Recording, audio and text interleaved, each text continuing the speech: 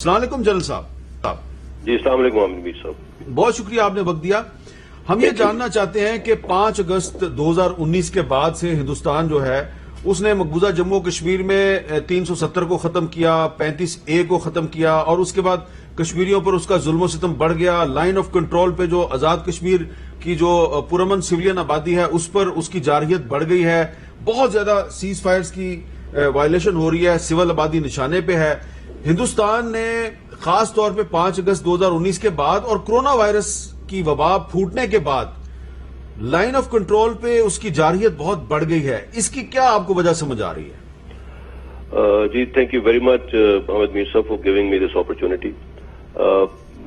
آپ نے جن چیزوں کو ہائی لائٹ کیا انہی کے تناظر میں تھوڑا سا پہلے آپ کو ایک رن ڈاؤن بھی دے دوں کہ اس وقت لائن آف کنٹرول کے اوپر جو سچویشن ہے پچھلے کچھ عرصے سے بہت تشویشناک ہے.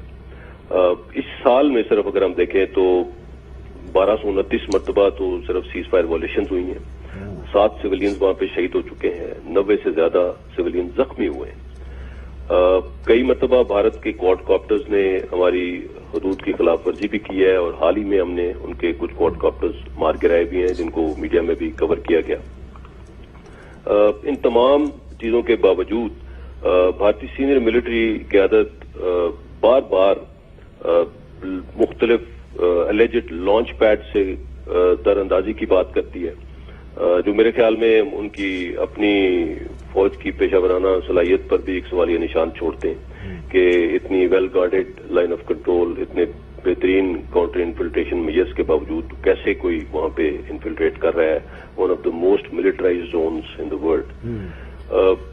ابھی جو حالیہ دنوں میں انہوں نے آرٹلری اپنی ڈپلوائے کی وہ بھی سول آبادی میں ڈپلوائے کی تاکہ اگر کوئی کاؤنٹر بمبارڈمنٹ ہو تو وہ بھی سویلینز کو ٹارگٹ کیا جائے جو کشمیری سویلینز مقبوضہ کشمیر میں رہ رہے ہیں.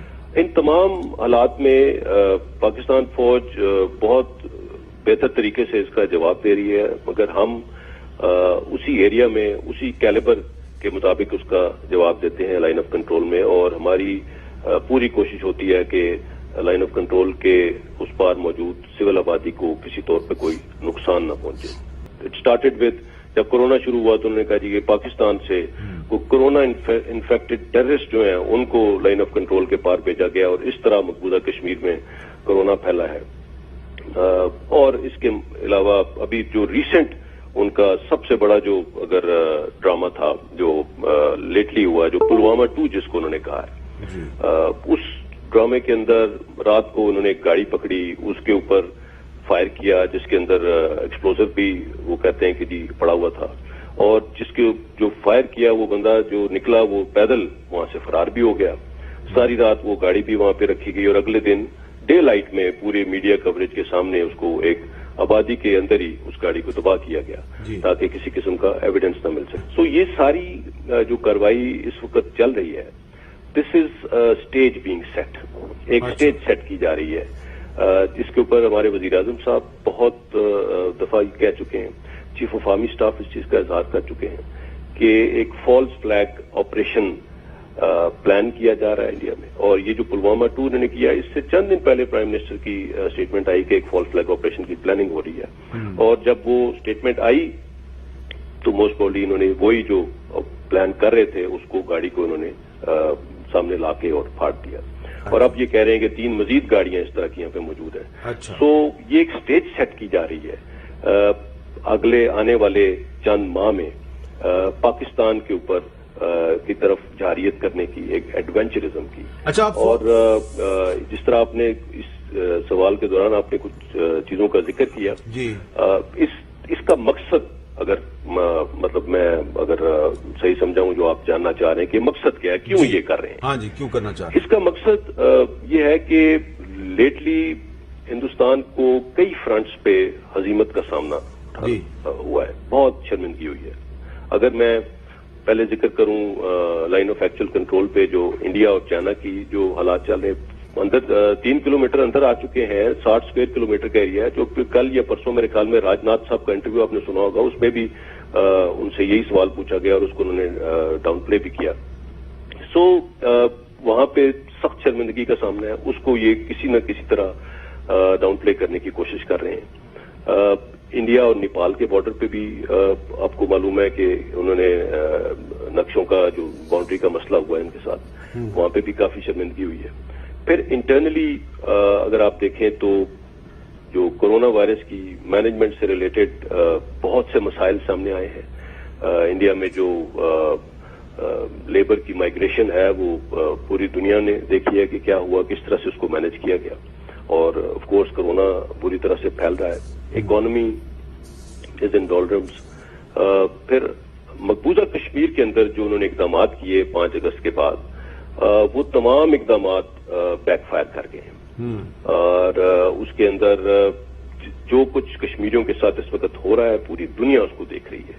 اور اسی سے اگر آپ ریلیٹ کریں کہ جو انڈیا نے CAA کا نفاذ جو کیا، اور جو جس سے ایک اسلاموفوبیا کی ایک لہر اٹھی ہے انڈیا کے اندر، جس کو پوری دنیا نے محسوس کیا.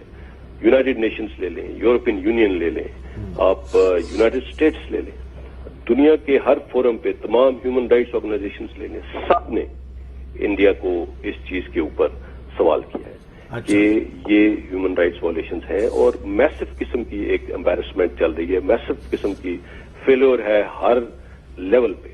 سو ان تمام چیزوں سے جو کرنٹ لیڈرشپ ہے انڈیا کی، ان کا یہ خیال ہے کہ ان تمام چیزوں سے توجہ اٹھانے کا سب سے بہترین ذریعہ ان کے لیے یہ ہے کہ پاکستان کے ساتھ کوئی ایک پاکستان کی طرف ایک ایڈونچرزم کیا جائے. پاکستان کے ساتھ لائن آف کنٹرول کے اوپر آلریڈی انہوں نے ٹیمپریچر فیس کیا ہوا ہے. سو کسی قسم کی جارحیت جب ہوگی یہاں پہ تو آبویسلی ان کا خیال ہے کہ باقی تمام چیزوں سے انٹرنلی بھی اور ایکسٹرنلی بھی سب کی توجہ اس جگہ پہ آ جائے. اچھا، آپ نے بڑے تفصیل کے ساتھ یہ سارا جو انڈیا کا پلان ہے وہ ایکسپوز کیا ہے. جی، سازش کو بے نقاب آپ نے کر دیا. اب اس میں بڑا سمپل سا چھوٹا سا سوال ہے کہ اب اس صورتحال میں ہمیں پاکستانیوں کو کیا کرنا چاہیے؟ کیسے انڈیا کے عزائم کو اور اس کی ڈس انفارمیشن کو ہم کیسے ایکسپوز کریں، کیسے ناکام بنائیں؟ جی، اس میں سب سے پہلے تو میں یہ being a military spokes person میں یہ بتا دوں کہ اگر انڈیا نے کسی قسم کی جارحیت کا ارتکاب پاکستان کی طرف کیا تو it will be responded with full might. اس میں کسی قسم کا شک نہیں ہونا چاہیے.